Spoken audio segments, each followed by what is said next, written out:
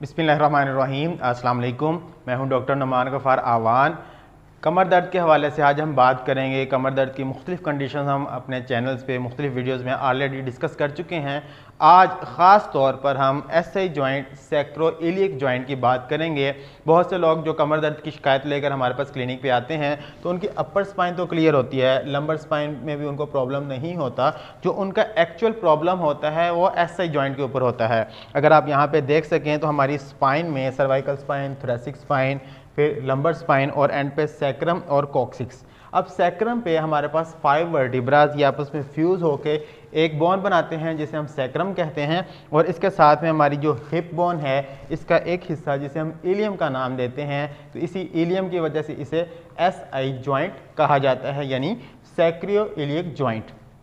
Sacroiliac joint की जो pen होती है वो पेशेंट को लोकलाइज्ड भी होती है। पेशेंट अपनी कमर दर्द की शिकायत करता है और अक्सर इस तरह की जो दर्द होती है वो पेशेंट को अपने घुटनों तक जाती महसूस होती है।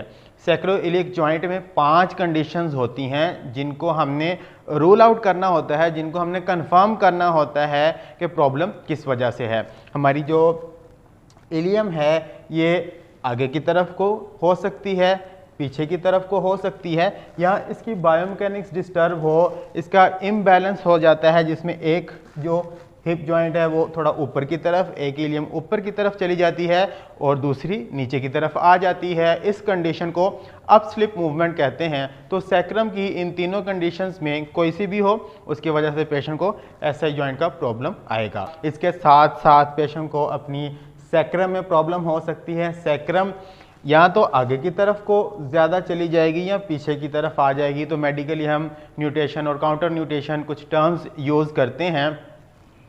इस तरह के प्रॉब्लम की वजह से पेशेंट को अपने इस जॉइंट पे स्वेलिंग महसूस होगी और इस कंडीशन को हम सैक्रोइलियाइटिस का नाम देते हैं। और पेशेंट को जब एसआई जॉइंट का प्रॉब्लम होता है उसे उठने बैठने में, चलने फिरने में, अपने रोज़मर्रा के कामकाज करने में दुश्वारी का सामना करना पड़ता है। जब हमारे पास पेशेंट क्लिनिक पे तशरीफ़ लाते हैं तो पेशेंट की कंप्लीट हिस्ट्री टेकिंग के बाद उसका हम प्रॉपर डायग्नोसिस बनाते हैं और डायग्नोसिस बनने के बाद उसका ट्रीटमेंट प्लान डिज़ाइन किया जाता है। ये ट्रीटमेंट प्लान बहुत स्पेसिफिक होता है। पेशेंट की कंडीशन, एज, जेंडर, ऑक्यूपेशन और बहुत सी बातों को मद्देनज़र रखते हुए हम ये ट्रीटमेंट प्लान डिज़ाइन करते हैं।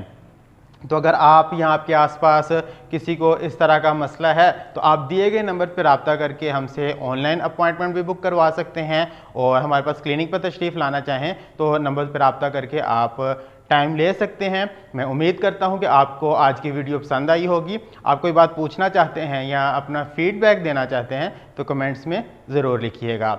ये वीडियो उन लोगों से ज़रूर शेयर कीजिएगा जिनको इसकी ज़रूरत है।